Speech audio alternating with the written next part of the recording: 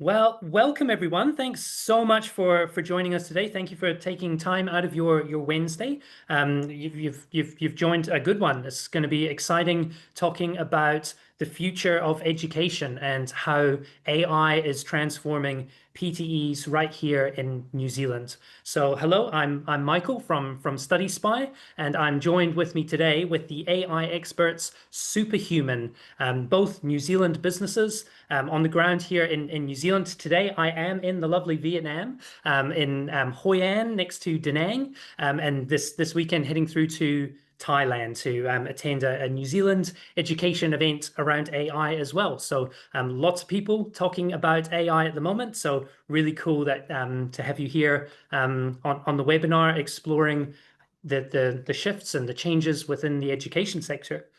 So yeah, it's a privilege to have you here joining us, and privilege to partner with the SupaHuman team. Next slide, please.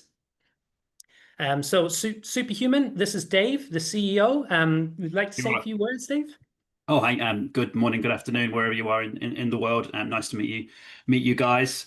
Um, I mean, from the get-go, it's been a pleasure to work alongside Michael and the Study Spy team, and I appreciate you guys for all responding to the call to action in relation to the work that we're doing and partnering together, and with some of you actually on the call who are PTEs that are working alongside us to work through the tremendous amounts of tedious work that happens when running a training establishment and dealing with regulation and compliance and moderation and all the wonderful stuff that needs to be executed to run a professional outfit. But yeah, look, we've really enjoyed the advocacy that Michael and the Study Spy team have brought to the table, and we're really looking forward to collaborating and co-creating for the next 45 minutes or so to bring to life for all of you guys, not just the trends that Study Spy are seeing across the industry, but also the work that's happening to free your smart minds from the tedious work that occurs across operating a PTE, to help you give greater learner outcomes. So we're looking forward to not talking about a load of things that can't be done. We're going to do a lot of showing, and hopefully you guys get some va value out of the next 45 minutes of your life. Beautiful. Thanks, Dave. So, yep, hopefully that confirms it. You've come to the right place. That's right. SupaHuman AI experts, and at Study Spy, we are the insights people. We get a lot of people on our platform. Oh, next slide, please. We get Study Spy is the largest education directory in New Zealand. It started from a personal pain point. I changed my degree 3 times after not really knowing what I wanted to study. When I looked online, there was 6 different government databases, and none of them were particularly well maintained, which led me to trying something and racking up a bit of student debt and trying something else, and eventually finding what I wanted to do, which was information management and international education. I'm living that now. So I wish that I had a tool like Study Spy when I was studying, somebody who maintained the data and showed learners what is out there. So yeah, Study Spy is an easy to use search tool with every course and every scholarship. So how is it going? Next slide, please. Well, we receive 140,000 unique users on the Study Spy platform. So from that, we get a lot of data, a lot of rich data around how students are using the platform and what they're looking for. So they search around 70,000 times per month. So we get a pretty good insight into demand and which providers and which courses they're looking at and how that shifts over the years. So I've been I'm obviously not that young anymore, but I've been having a crack at this for 10 years, 8 years live. And today we roughly a third of all students have used the Study Spy platform in their education journey. So now's a good reminder to make sure your profile is up to date on Study Spy. People are definitely using it. They're relying on this information, and then they come through to your site, come through to your team, and become students with you.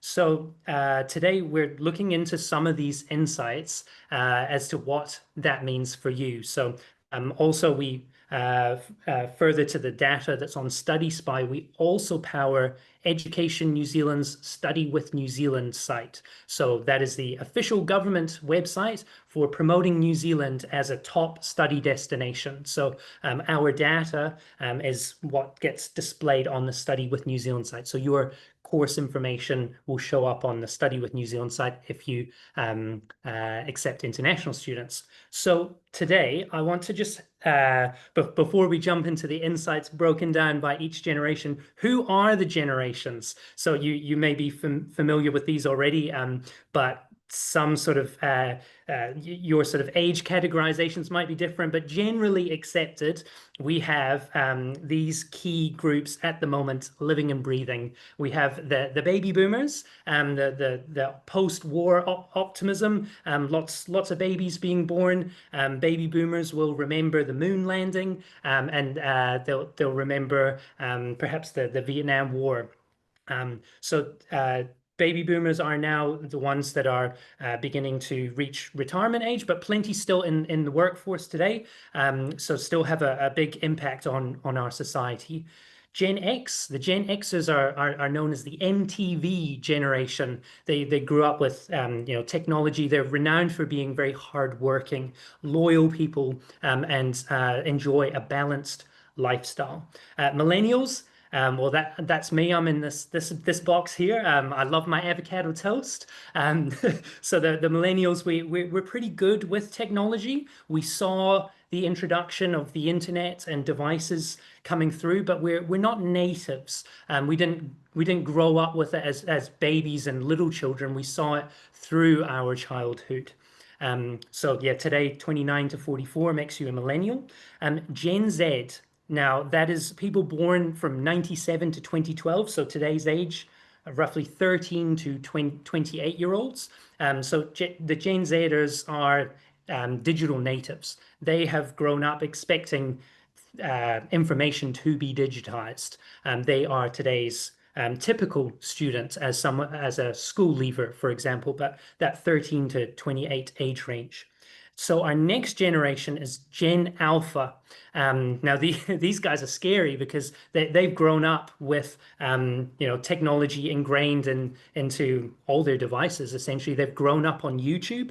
They've grown up with things personalized to them, yeah, they are AI natives. So now these categorizations aren't stiff, like they sort of blend together. So you might get like a Milen Z, somebody who's a little bit like on the border. Perhaps if you're born in 1996, 97, which category do you sit in? It's not a rigid categorization, and it is, remember, just a generalization that will help with our personas as to who the students are and what they expect from their education and learning provider.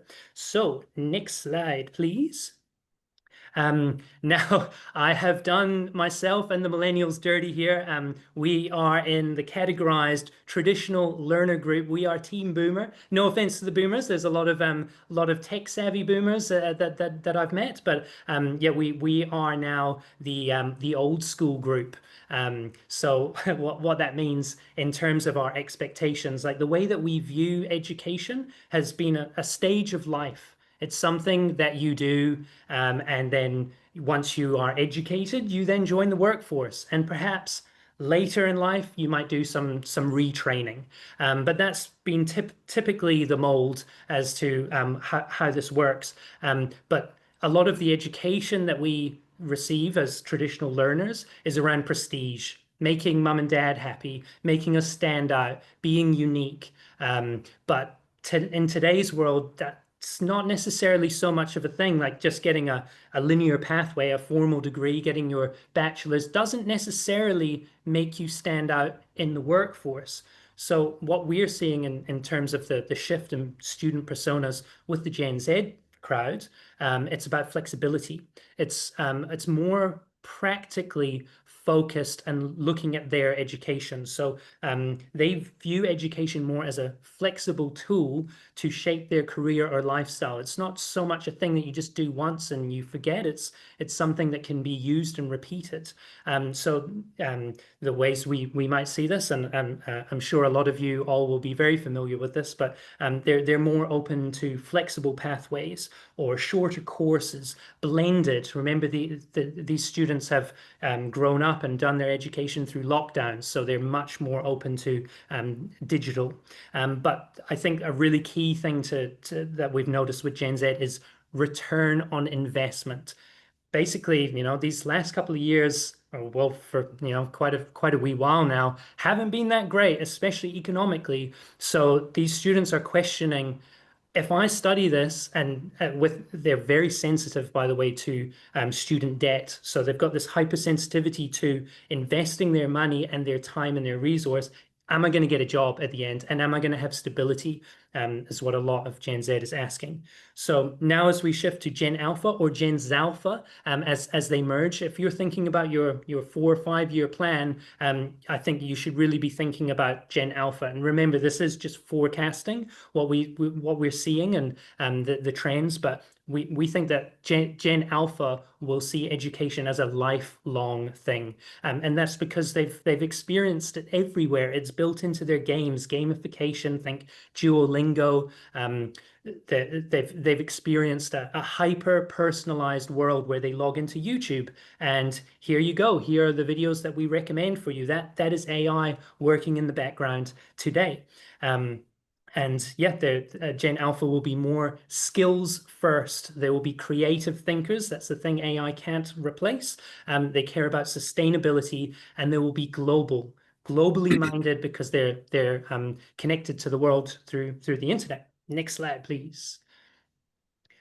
So our next points that we're looking at is how they view credentials, so their qualifications. In the traditional learner world, it was about degrees and diplomas. Those were the gold standard. And perhaps once you had your job and you wanted to progress further in your career, you might consider an MBA or some upskilling. The cost involved in this was that people, traditional learners, were willing to pay for this credibility, a way to stand out from the crowd, and yeah, have some career stability. And the way that this was done, or who led this, was the teacher. It was a hierarchy. We saw blended being introduced later, but that wasn't a native thing to us. But a lot of peer networks. So we might be talking with our friends through Facebook groups, students through Facebook groups and tutor groups. Gen Z, on the other hand, they're not looking so hard. Like, degrees won't be fully replaced, of course, but the shift in the trend is that they are a lot more open to short courses, alternative providers, boot camps. Think like innovative approaches to education. And part of the thing that's driving this is the return on investment mindset. What gets me into the job market?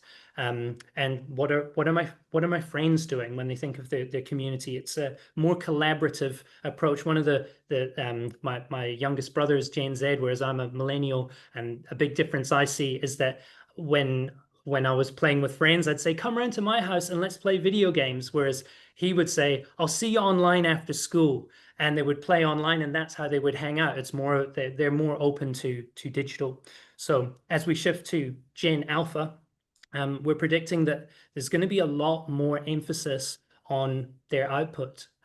What are the skills, their personalized way of putting forwards a portfolio. It's likely that this is going to be stronger, especially in the marketplace, than traditional degrees. It's not so much what paperwork you have, it's who are you, what have you done, and how do you present yourself. The cost mindset is an interesting one as well for the future, because Gen Z is already so return on investment focused. We expect that Gen Alpha will start to expect free education. And part of that is because, well, they've grown up on YouTube. It's an excellent place to learn things. They've used tools like Duolingo. So, there is an expectation that there should be some form of free access to information and to learning. And then the community for Gen Alpha is interesting because who are their parents? Well, their parents tend to be at the Gen Alpha stage. They're the millennials. They're Gen Zers, and these groups are digital tech savvy people. So we're seeing a lot of parent dashboards, and we're seeing parents more connected. Not saying more involved, but more connected to the learning process. So they might have a parent dashboard through things like amazing New Zealand tech company Story Park, where they can see what their child's been up to and have reports back to them. Whereas back in my day, it was could be a behavior booklet or a piece of paper that went home and might never make it to mum and dad. So more connected than ever before, and it's all around global collaboration because they're connected to the internet and they're gaming online. Next slide, please. Um, so what does this mean in terms of tech and AI? Well, the traditional learners were used to classrooms, textbooks, and computer labs in the 90s. Those were our tools of choice. The way that we view AI and how that looks in education is more of a novelty or a minimal use, a way of looking like, oh, that's very innovative. But essentially, education is about humans at the core. And I believe it always will be. But let's have a look at some of the shifts that we're seeing with Gen Z and Gen Alpha. So Gen Z, they're the mobile first crew. They grew up with smartphones, and they brought their own device to school. So they were bringing their own laptops and connecting to the internet using online platforms. And the way that they view AI is that they're already using it to use ChatGPT, might give a first draft for their essay, and then they might use Grammarly to polish it. And then when they submit it, there might be an expectation that Turnitin is going to check it using AI. But for the future, Gen Alpha, they are AI natives. So AI is being baked into all of our online software experiences, and it's becoming something that people expect. And we think that this younger group are going to expect this intelligence built into their system with a more personalized experience through education. So interestingly, we think that Gen Alpha will see AI as part of the fabric of learning. So what does that mean? Well, we think that they will view it the same way that we view power or Wi-Fi. It's always there. It exists in the background, and it's essential for learning. So some of the opportunities that this opens is that it could be a fully integrated into the learning provider, an always on tutor that can help them and answer their questions 24/7, because they view AI as more like a tool. It's like a calculator rather than a big scary black box. They understand what it is. It's a shift in computational power that helps them search through large data sets quickly. That brings me to the end of my spiel and the exciting bit where I get to pass you over to Dave and to go more into AI insights and what that means for you on the ground as a PTE here in New Zealand. But I just want to say thank you. I will be around for the Q&A at the end, but my email is contact@StudySpy. If you send that email, you will get a reply from me. So any questions, let me know. But without further ado, let me introduce you to Dave Howden from SupaHuman AI. Oh, thank you very much, Michael. Look, fascinating insights, and I think the key observation from me is probably a veteran millennial, because I'm closer to the 81 end of the spectrum as I am the 96 end of the spectrum, is that the amount of stimulation that exists in the classroom, the amount of stimulation that exists outside of the classroom now for those going through a learning experience. And it's not lost on me that how, in the greatest respect to our childhoods, how unstimulating our childs were. And that's not a negative comment. That's just my attention span and my ability to be distracted, 20, 30 years ago was literally my imagination and my playing with my friends in the street. Whereas now we've got algorithms that are there to suck the dopamine in through our brains. And the classroom ultimately, or whatever the delivery method of learning, really has to compete with that huge amounts of stimulation, and to create that amount of content that's engaging in the classroom, for meeting your learners where they're at, to create the right learning outcomes and the right environment to be stimulating, is a significant overhead, because ultimately you're competing with the likes of Instagram and Meta and everyone that has got billions of dollars of budget. to create stimulation. And we think that there's an absolutely a real part to play of using technology to create greater classroom stimulation and different ways of learning. And part of that is to go to responding to the trends that we're seeing with the Gen Z and the Gen Alpha movement. Not that that makes up the 100% cohort of learners, but it's definitely a large percentage. So the headline here is, how does this impact a PTE? And those of you that are in tertiary education that are responsible for delivering learner outcomes. And before we get into that, I want to kind of set some context and set some scene.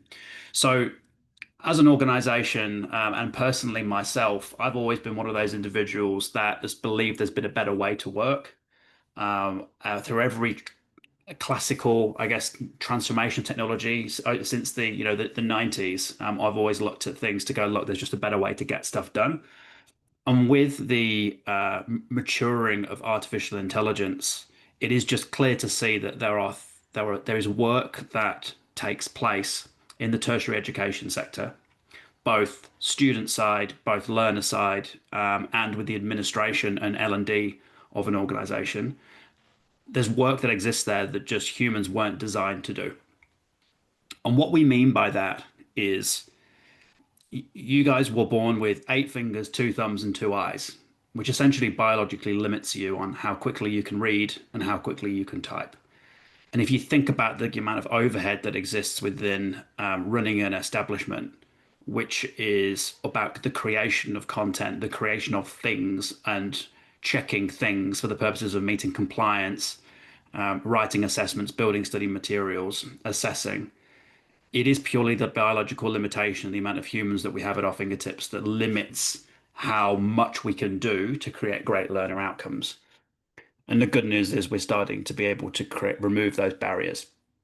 And therefore, what does that mean when we apply that to the tertiary education sector? And that's what we're going to cover today. Why SupaHuman and why am I here? I'm here because I represent an organization of engineers and experts in industries that are considered complex and regulated, with tertiary education being one of those, with the oversight of the NZQA and the TEC. And we build industrialized products that support the administration and the workload of those highly regulated and complex industries, which you guys will know from the top of your minds where the pain is in your organizations and where the opportunity is to do better. And that's what we do at SupaHuman. And that's why Michael and ourselves, along with our customers that we work with in the tertiary education space, are investing in the new way to do work. Because if we do not evolve how we deliver, then we're going to not as be in touch as we should be with the learner outcomes that we're all here to deliver. So if there's any questions that pop up as and when we're going through some of this content, which is relatively free flowing, please do stick it in the chat and we'll catch those at the end. We're going to leave plenty of time for questions. This is about you guys. It's not about me. And we want to make sure we're getting as much value as we can at the end of time. And that goes for you, Michael, as well. Please feel free to cut me off at the knees and dig on anything as we go. So from my seat as an individual that works inside the application of AI across industry, we just believe that if we're not using these technologies to augment how we do stuff, there is a significant opportunity to be left behind and be uncompetitive. And what that means in practicality is if we always do what we've always done, we're always going to get what we always got. And that ultimately means a distinct gap between learner expectation and what's being delivered as a product in the market. And it's going to essentially derive where funding goes in the future. And what overseas competition could mean for educating the future of the New Zealand learner. And I'm a whole believer that we should build for ourselves because we are distinctly unique in this part of the world. Yes, there are commonalities across the world, but ultimately there are things that are very Kiwi about how we learn, and the demographic at which we serve from a learner perspective is wholly unique. The biculturalism of the nation is wholly unique, and we should absolutely be building learning systems that respect that. And we are the only ones that are going to be able to be doing that, because last time I checked, no one in the US really cares too much about the team of 5 million here. and therefore we either adopt what the global standard is or we build for ourselves. And we're very passionate about making sure that we are keeping the value inside of NZ Inc. Yes. Now, in relationship to today, I want to talk about our relationship, like the human relationship with work. Now, work is a interesting definition because ultimately it can be seen as what value you create through your employment, or it can be seen as the things that you do in your day that don't wholly create value. But there are some common themes I want to kind of talk to. What I'm really focusing on here is the nature of the work that exists inside of a PTE, which does or does not impact the learner outcomes. And there are three themes that I want to kind of you to think about, and this relates to a theory or an approach that we will all have heard over the course of our careers, which is there are three things to consider when you want any project done. It's time, quality, and cost. Now, why that's important is as humans, we're biologically limited by our fingers and eyes, which naturally means for us to do things, it doesn't normally take quite a long time. For us to produce an assessment from the NZQA standards, we need to understand that standard. We need to be good at writing assessments. We need to be able to map those back to learning outcomes and performance criteria. We can only type so quick. We can only read so fast. It's also hard to be a subject matter expert in two things. So you're either generally good at writing an assessment or you are a subject matter expert. There's kind of, once you start to bleed too many disciplines, it can become challenging to actually keep quality high. So not only are we actually relatively slow as human beings, when we try and do too much, our quality tends to drop. And because things take a general amount of time and we have a need to earn money, we actually cost quite a lot. So when you look at actually the administrative layer of a PTE for the purposes of producing a program, taking a program to market, getting that program to market, making sure that the assessments for summative and formative formats are both pre-moderated, good for external moderation, ready for your LMS, battle tested, then version controlled, and then change when the standards change. That whole thing is purely limited by human capital. And human capital applied to that is slow, tends to cost a lot of money with wavering quality. Now, for some of you on this call, you will be managing upwards of 1,000 standards and units of skill, or across your programs. And of course, that's the upper end of the limit. But even just 100 or 200 or 300 different units under management, that is essentially debt in the organization. A valuable asset, of course, but essentially debt, because the second that something changes from the upstream regulator, there is a blast radius of change that needs to happen. And it all takes time, quality, and cost as a negotiated lever about whether you actually, fix it up or not, and whether you can actually afford to do that. And every dollar managing those artifacts is essentially dollars you can't spend on learner outcomes. And ultimately, that's why we're here. So historically, let the trade-off begin, which is, well, what do we want? Do we want it fast? Do we want quality, or do we want to keep the cost down?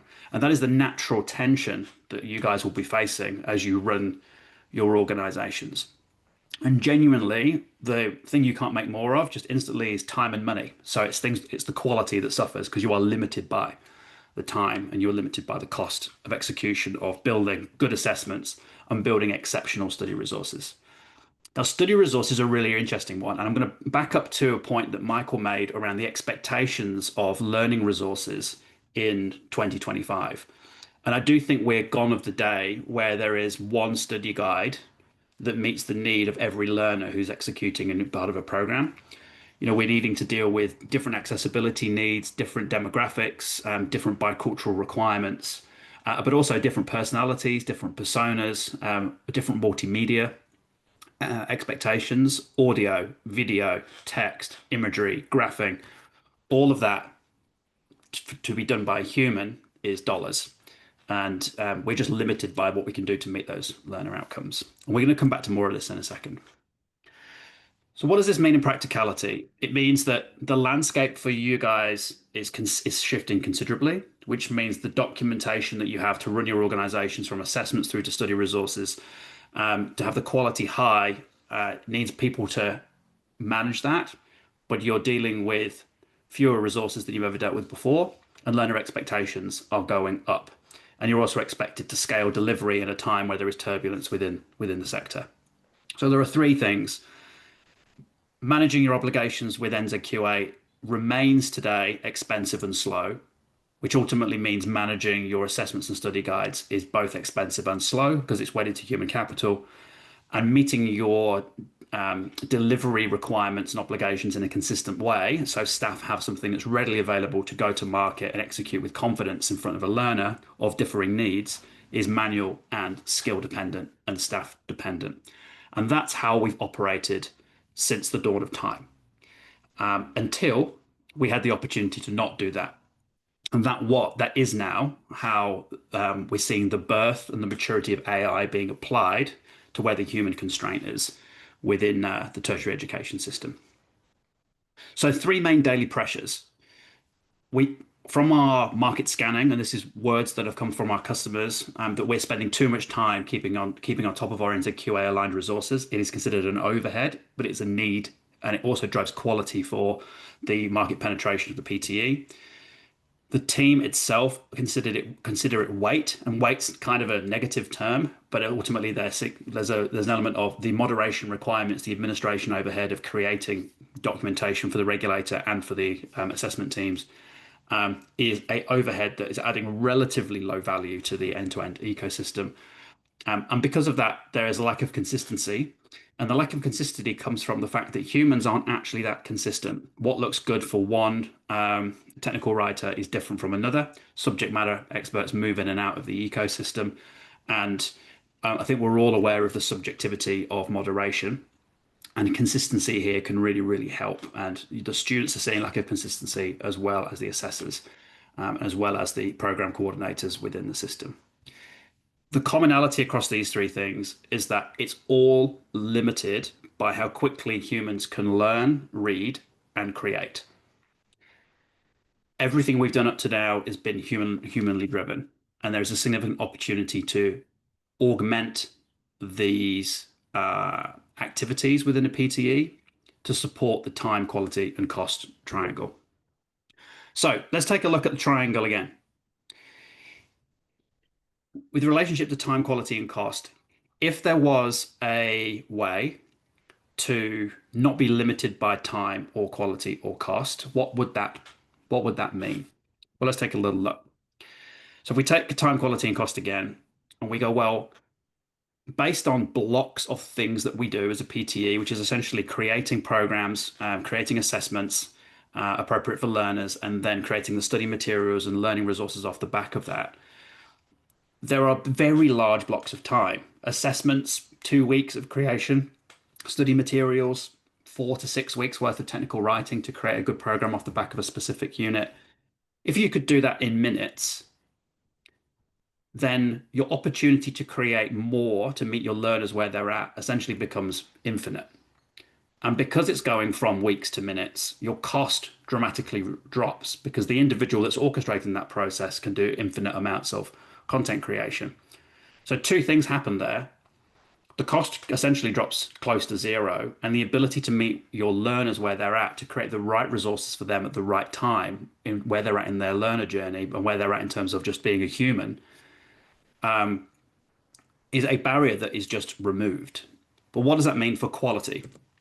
Well, right now, it's fair to say that yes, if you are a very, very good assessment writer and a good handle on a subject, you can create quality. But how do you create consistent quality when people come and go inside of organizations and actually you've rarely got one person that's writing, there's normally multiple? How do you create consistency?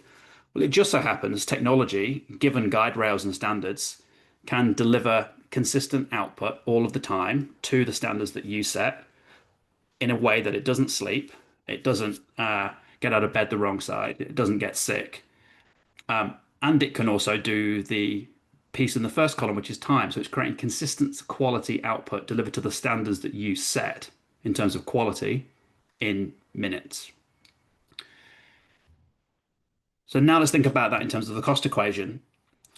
You can now create what you need in terms of formative and summative assessments with the application of AI, with the quality that you set, with essentially the cost plummeting to close to zero for overhead. Now, why this is really, really important is that there's historically, always been a trade-off. To have something quick, I need to reduce quality, or I need to pay a lot of money for it. That equation no longer exists. And of course, I'm saying this for effect because it's kind of why I'm here. But the practicalities are, yes, okay, cost doesn't actually go to zero, but relative to the time and quality, it does. 6 weeks down to, even if it's under a day to produce what you need to do, it's, 1%, 2% of the, overarching cost, which allows you to do two things.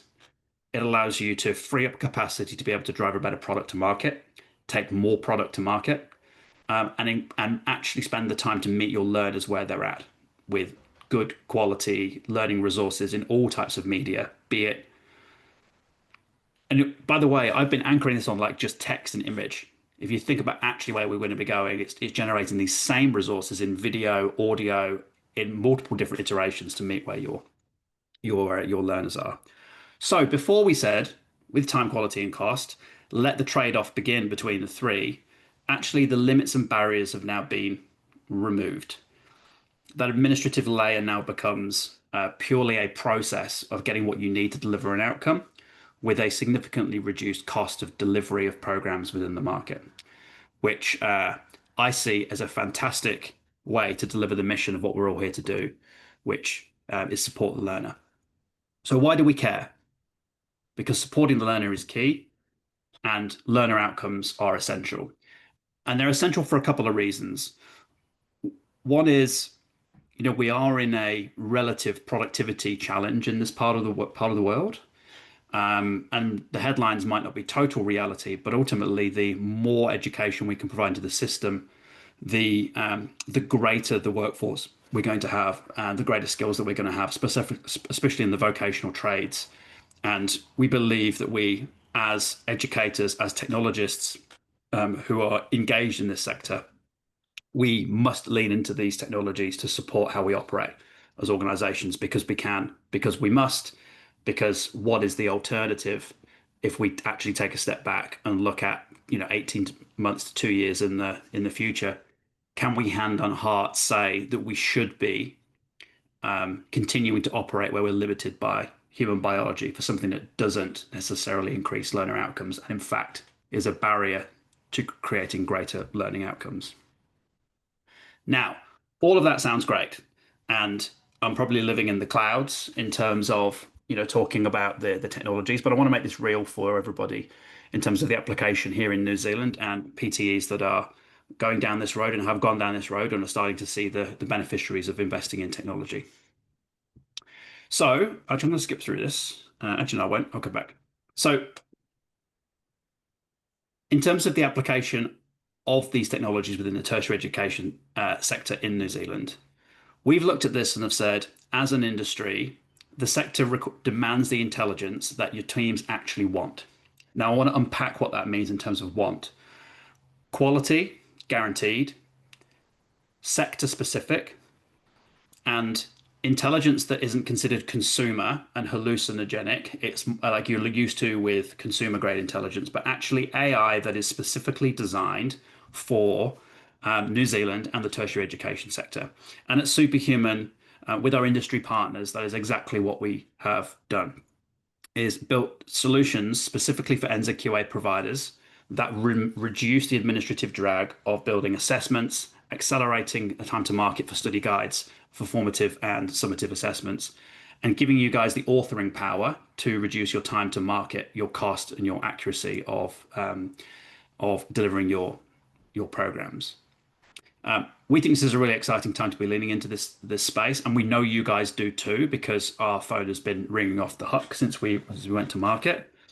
And we're going to unpack what this means for an organization who've been working with for the past 6 months to bring this to life. An industry specialist vocational educator called Mast Academy have been working with us now on our AI workspace platform for since actually nearly a year, but have gone live relatively recently. The exact pain points that we discussed at the top of this call existed for these guys.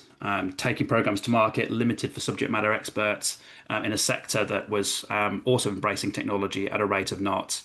And with limited capacity and the manual overhead of operating an organization, they made strategic investments in building a solution alongside us called Mast Intelligence, which is to support the creation of assessments and study materials within the maritime trades, essentially building boats.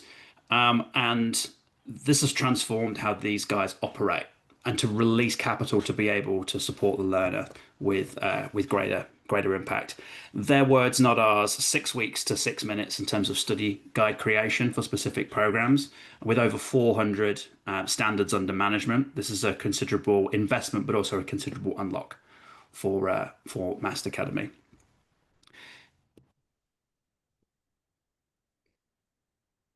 So in terms of how we've approached this with Mast Academy, we've industrialized AI services to be very specific to an NZQA PTE provider here in New Zealand. With AI services that you've kind of come to know and love from the ChatGPT-like experience, but specifically designed to create new learning resources, update existing content, and align that content with the latest standards, but also make sure that you're in control. And you're in control means your feedback and your context is vital, from being an online distance learner to workplace verified learner. It's really important that the context of everything that we create is quality and built to specifically to your PTE. And there's an example of happening here on screen where we're going to build out a set of resources for a unit standard. Now, we're all very much used to instant things, especially from a Gen Z and a Gen Alpha perspective. We get the dopamine hit of wanting things instantly. We don't quite do instant. We're talking 5 or 6 minutes or so for the creation of some of these services. Now, what's happening in the background here, you'll have come across the term of AI agents. There are multiple AI agents here in the background that are working with the NZQA standard.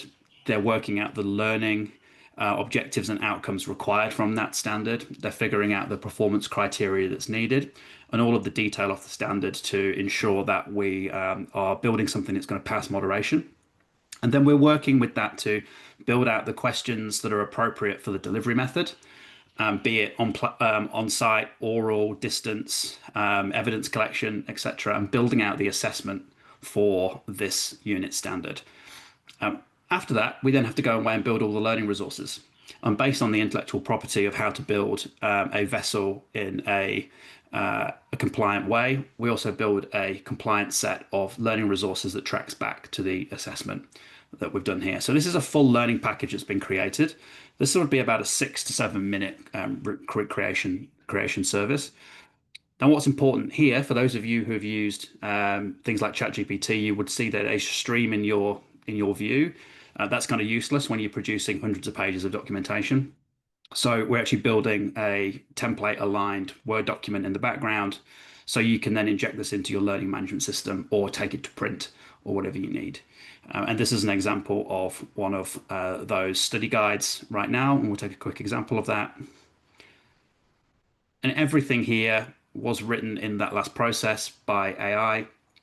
The description, introduction, the references to content, and then the creation of all the knowledge that's required about I think it's welding composite materials. This is based off the knowledge that Mast Academy have on how to construct a vessel, but also supporting knowledge as well from the things like legislation specific to New Zealand, because that's important context. This is supported by the assessment itself, which tracks back to that. Now, in practicality, all of this would be, days and days of work. Even just the formatting of it would take longer than it has to create it. All the questions, all the assessor guides associated with this are all produced within that time limit. We will be expecting this to get to 95+% accuracy in the process, to then allow your senior L&D team to be able to take this and then drive on into the next part of the process. So why is this important? It's important because AI is here and it's in the tertiary education space now. And this is considered a competitive advantage for those that are taking new programs to market. Unlike consumer grade intelligence, this is industrial strength and it's designed to drive up accuracy and quality and speed within your organization, but also integrated systems that you know and love, such as your learning management system and your existing knowledge directories. So you're not needing to kind of rehash everything every time. Ultimately, AI that's specific to the tertiary education sector that creates what you need to be NZQA compliant for delivering your programs and not wholly reliant upon key person risk for building or executing those. So before we go into Q&A, I just wanted to um, go back to the headline of the time quality cost triangle. The definition of AI is computation that can do human tasks with greater accuracy than humans can. And we passed that point nearly 2 years ago now, when that was becoming evident. And with even more recent developments now, the AI services that are prolific across the world, and they're more capable than most PhD education level individuals across every discipline that exists. But what's missing is the context of your PTE, of your students, of your industry, of New Zealand. And along with our industry partners and customers, we have built that for you to help you step into the future to be competitive on a local and global scale. And I just want to thank you guys for the support for those who are customers of ours, but also to yourself, Michael, for believing what we believe, which there is a better way, and also using your network to bring those together that we can support on the journey as we go forward. So, Nee, I'll open up to you to see if there's any questions come in on the chat, and if not, I'm happy to take questions on anything. And the same for you, Michael. I'm sure there might be some questions for you as well. Thank you, Dave. That's brilliant. Yep, and it's a pleasure to work with the team at SupaHuman. Awesome experts in AI. The time really is now. You know, you're already no doubt seeing AI touching your lives, and yeah, that your students, you know, your system might not be built for the age of AI, but your students are. It's going to impact their entire career. So yeah, it's a pleasure to bring this webinar together, and looking forward to any questions. Whilst Nick comes through with questions, if there is any observations from your seat, Michael, related to the trends that you've seen. Yeah, especially what you said about the attention span shrinking. I think from reels and shorts, and you know, it's expecting instant responses, and yeah, just the way to engage students more, because ultimately that's what it's about. I guess my first question would be, Dave, do you see AI as replacing entirely humans, or do you see it as a way of making them more productive? How does AI fit into the world for someone who's more skeptical about how it's impacting the world? Yeah, very good question. Look, I definitely sit on the glass half full side of the fence. Not that there is necessarily even a fence, but I kind of explain what that means. Is that, look, I see every day, because I'm in the swim lane of leveraging these technologies. I see every day the amount of work that we do that we just weren't designed to do. Like, we're all sat behind a screen, staring at millions of pixels on a screen that's all trying to fight for our attention. You know, we sit in a chair all day. You know, there's lots of jobs that just aren't fulfilling, where we get the option, the luxury of joining a webinar and, you know, and kind of doing some learning. But for a lot of individuals, it's considered highly tedious and low value for them to be doing, you know, data administration work, which parts of this process of running a PTE are considered tedious. It's hard to update, you know, changes in standards. It's difficult to wrangle all the information that's required. That's why we have an LMS, because ultimately it's difficult to do it by hand. That's why we automate it. And when it comes to the creation of everything you need to run your organization, were we designed to sit behind a screen and bash the keyboard for 6 weeks to produce something, only for it to change again when the standards change, only for it to change when the knowledge changes? And I would say no. So if we're not designed to do that, what is the best use of that human capital to produce different learner outcomes? And time again, it's been proved that you know, there is screaming out for need for resources within the education sector to be hands-on with students, to be making more assessor visits, to be meeting students where they're at with not just learning materials, but a negotiated evidence-based learning. And I think that's where the massive opportunity is. It's reframing what our delivery mechanism is to get the best learner outcomes, and removing that element of we're doing it because we have to, which is create all of these things, which takes time and money. So what does that mean? I think it means there is absolutely going to be a reframing opportunity about what talent we need within the sector to be able to deliver the best outcomes. And that's going to mean a shuffling of the deck. Is it going to mean the deck gets smaller? I don't necessarily think so. I think it means the demands of the learning environment are going to go up and the expectations are going to go up, which is actually going to need more human horsepower. It will just mean it'll be value creating horsepower as opposed to anything else. Of course, at a niche level, jobs are going to change. But ultimately, there is a distinct bottleneck of increasing the power of what we take to market.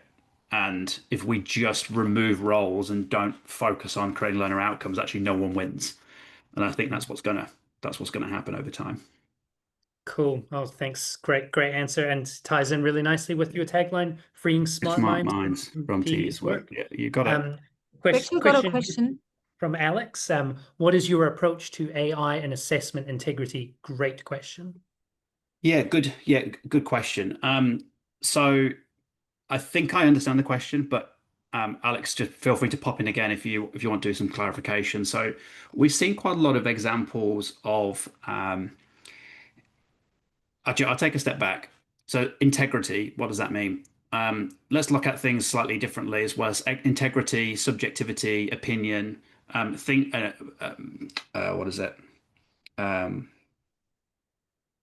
an understanding of words, which essentially means that I will interpret something differently from Michael, even though we all speak the same language. So there's an element of if you look at integrity as all of those components and saying, well, can I make the same adjudication as someone else based on my experience? Actually, we're all very, very different. And therefore, it's quite hard for a human to have real deep considered integrity when it comes to assessment, on the basis that we have different life stories, different opinions, different understandings of certain things, and therefore interpretation can be different, which I think leads to a lack of integrity sometimes on how humans do things like pre-moderation and assessment. And we've all went through that pain of understanding. You get a different moderator come in and gives you different feedback because it's subjective. So why I think this is important is I think there's an opportunity to really increase the level of integrity on all levels by having consistency. And will AI get it right 100% of the time? Well, it'll get it as right as you tell it to be. And at least it's applying your opinion and subjectivity as opposed to different people's every time. And over time, we can really hone that in to go, well, what does good look like from an integrity perspective? And can we drive that into how we moderate our own assessments or how we prepare materials with the knowledge that we've got on the guardrails? And that's the key thing to remember here is when I was talking about time, quality, and cost, the quality element is your quality. We're engineering to your standards, and therefore good is in the eye of the PTE about what good integrity looks like. But I do get there is another angle of integrity, which is such as bias, etc., which has been a headline within AI, and it's unfortunate because it's actually not really a headline. It's purely that there is some clickbait associated to that. Yes, there is some bias in AI, but it's also very easy to engineer it out, unlike the human race where we're very difficult to engineer. So there's actually some really good positives about engineering bias out of systems which humans designed, even though from day one they can be a little bit inherently skewed. Fascinating insight. Cool. Well, if there are no more questions, and I'm happy to hang on for a little bit if anyone wants to hang behind, we will move to wrapping up. So a bit of a parting gift. Appreciate we've covered a fair amount of distance today, but there's still a lot of miles still to cover.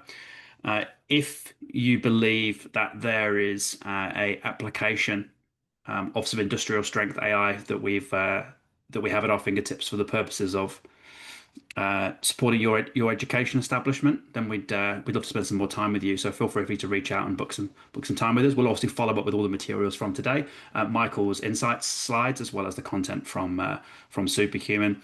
But this is we're here for a long time, not just a good time. So this is a journey for everyone. There is a question that's just come in before we wrap up from Jesse. What the intellectual perspective regarding assessment designed by AI? Jesse, I think you're probably relating to like intellectual property ownership or something related to that, but I'm going to touch on this in a couple of ways. This is quite material because ultimately there's intellectual property and methodologies that you guys will have that we train private AI systems on for the purposes of using that knowledge to build out assessments and study materials.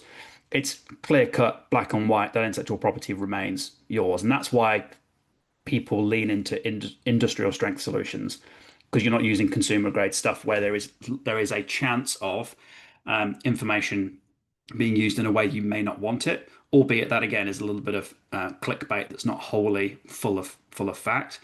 But ultimately, the knowledge that is used, that is yours to train an AI system for the purposes of using it to do what you need it to do, always remains yours. The other side of that is what information are you using that's not yours, that's in the base training of AI that helps you support all of that. And there is some clear guidance on well, not guidance, it just tends to be contractual with all of the AI providers, including us, on where the risk sits there. As long as you are not creating something verbatim, which none of this is, and copying, then it's been proven time and time again, both in the courts and just socially, that we're this is world knowledge we're using for the purposes of creating value in a different way, which is totally appropriate. We're here a couple of years ago around that when it all started to this became a hot topic, and that got worked through pretty quickly to a point where a lot of the major providers will actually back you with copyright indemnity. They'll indemnify you against it if you're using their services, which includes Superhuman. From an indemnification perspective, the services we used are all backed by that same approach. Question from Losa: how can institutions balance the benefits of AI with concerns about privacy, security, and digital inequity? Look, there's two sides to this from my view. Privacy and security. The way to drive privacy and security is work with a provider who contracts privacy and security as part of their controls. Like any form of technology, normally they're governed by something like ISO 27001 or NZISM or SOC 2.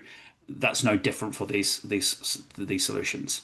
So you're essentially inheriting the same implicit trust and security of any cloud provider, because these services are built on the likes of AWS, Microsoft, and Google technology. That's how we operate here.